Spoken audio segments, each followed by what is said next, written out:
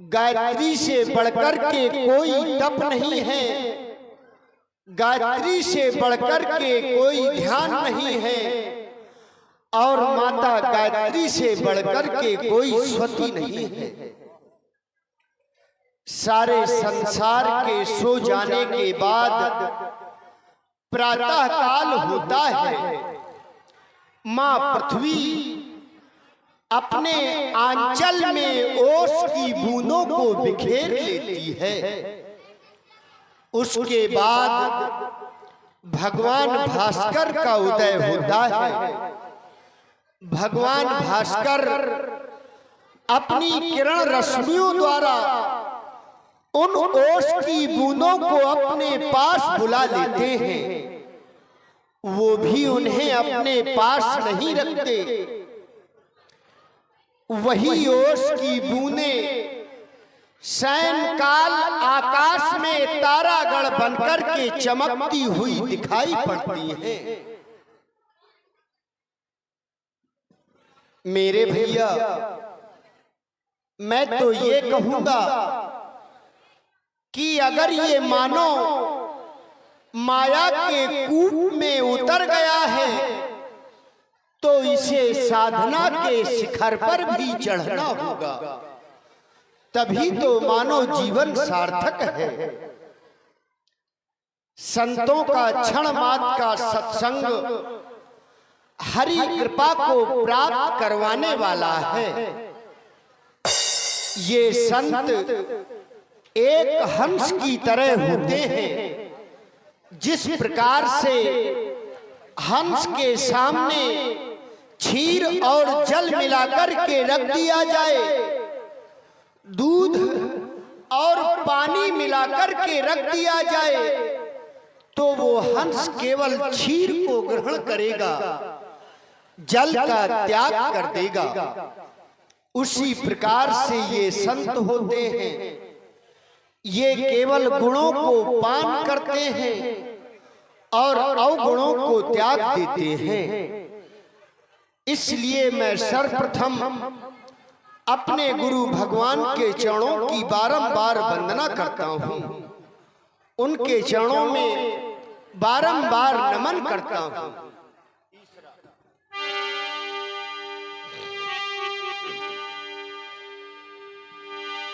वंदना हूँ गुरु पद पदम परागा,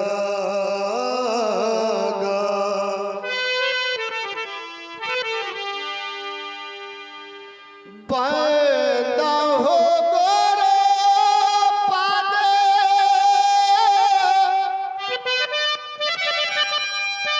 पदम परागा,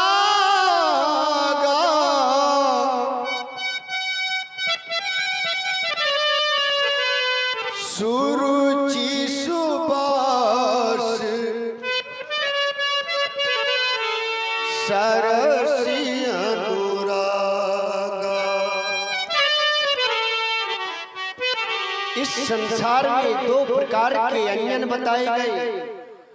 एक अंजन वह जिसका प्रयोग नेत्रों में किया जाता है, जिसके लगाने से नेत्रों से अश्रुपात होने लगते हैं, आंसू बहने लगते हैं। और एक मेरे गुरु भगवान के चरणों का अंजन है। वो कैसा है? गुरु पद राजे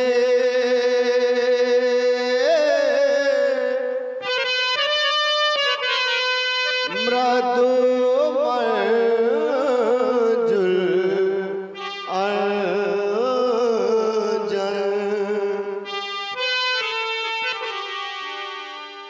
नयन अमी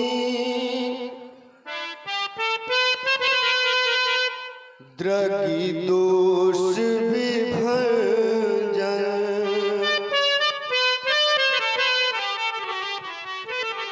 संसार के सभी पाप समाप्त हो जाते हैं, सभी दोष समाप्त हो जाते हैं। ऐसा प्रभाव मेरे गुरु भगवान के चरणों के अंजन का है। लक्ष्मण उपासना पद्धति को सम्मान देते हुए चले संध्या देवी के चरणों में बारंबार नमन करें। बंधु संध्या करें।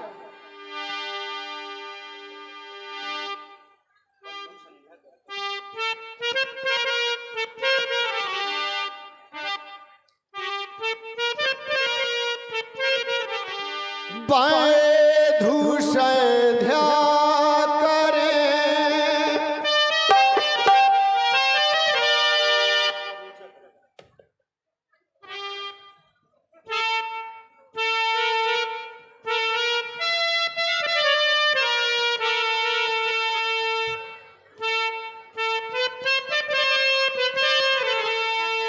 बंधु संध्या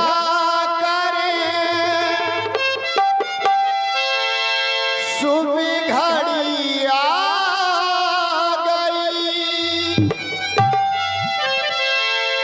भावना विभू की प्रभा छा गई। बंधु संध्या करे शुभ घड़ी आ गई। भावना भाव भूगी प्रभा छा गई। बंधु संध्या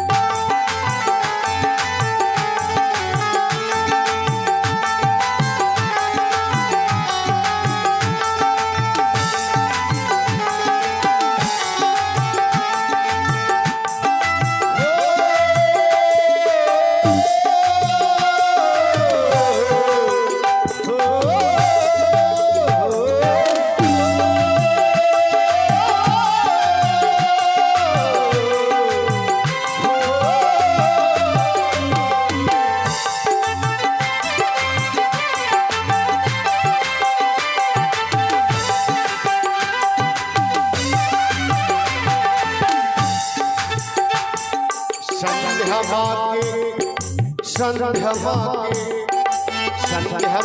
के चरणों में सुमन हम चढ़ाएंगे। संध्या माँ के चरणों में सुमन हम चढ़ाएंगे।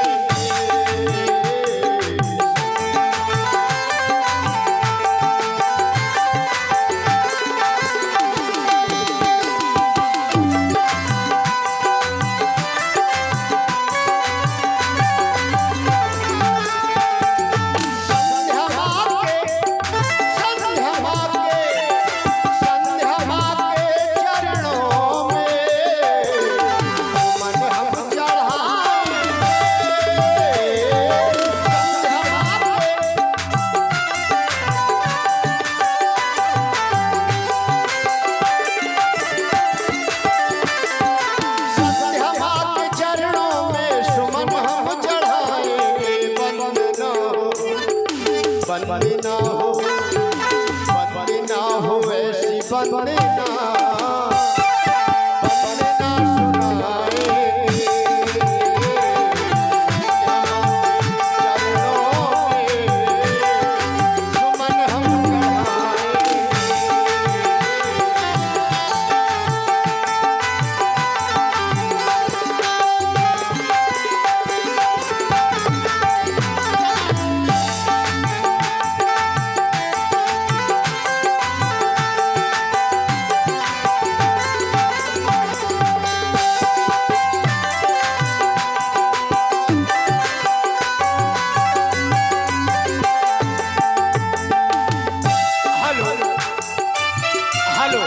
सम्मानीय श्री मनोज मिश्रा जी, इनकी तरफ से 101 रुपए भगवान प्रभु श्री राम जी के चरणों में और लक्ष्मण जी के चरणों में अर्पित हो रहे।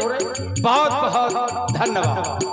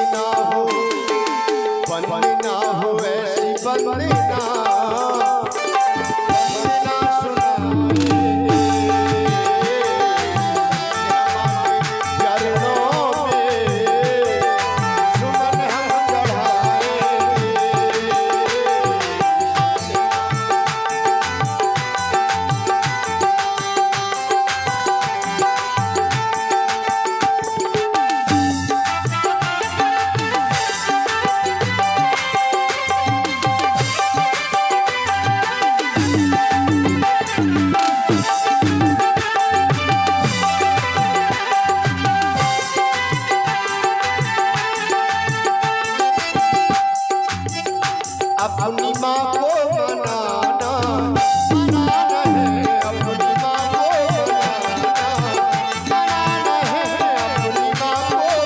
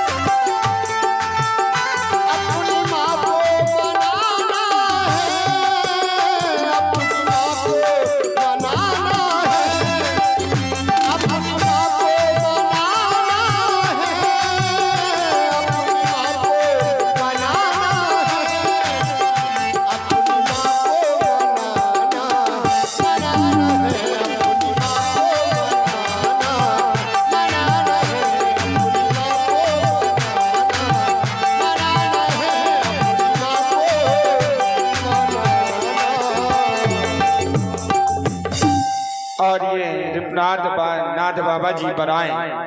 माँ संदेवी की वंदना उपासना आराधना करें और गुरु आज्ञा का पालन करें, क्योंकि बतलाया भी गया है नित्यम शुद्धम निराभाषम निराकार निरंजनम नित्य बोधो चिदानंदनम गुरु ब्रह्म नमामि गुरुष्टवेशम स्वाम मार दिखाई देने पर भी मनुष्य को अहंकार ओध क्रोध साधना गर्द की ओर ले जाता है, किंतु जब यही साधना श्री गुरुदेव जी के द्वारा अनुमोदित कराई जाती है तो साक्षात हमें अपने कार्य का चिंतामणि लौकिक सुख प्रदान करती है।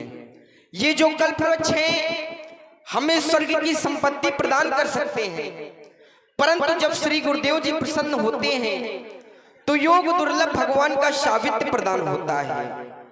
संध्या की कोई मूर्ति नहीं होती, हर व्यक्ति अपने इष्ट की संध्या किया करता है। मेरे आराध्य मेरे इष्ट महाप्रभु श्री रामचंद्र जी हैं। मैं आपको बारंबार प्रणाम करता हूँ। एक बार सभी प्रेमी जन प्रेम से बोले प्रभु श्री रामचंद्र की।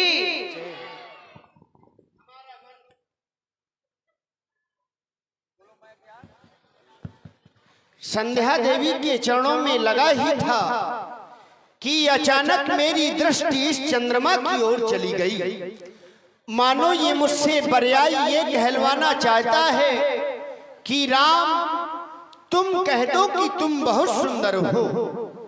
तो चंद्रमा मैं कब कह रहा हूं कि तुम सुंदर नहीं हो, परंतु इतने सुंदर मत बनो जितने सुंदर तुम हो नहीं।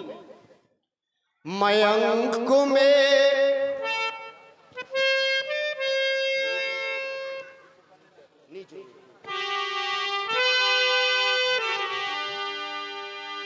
मयंक में कलंक की निशानी बन गई,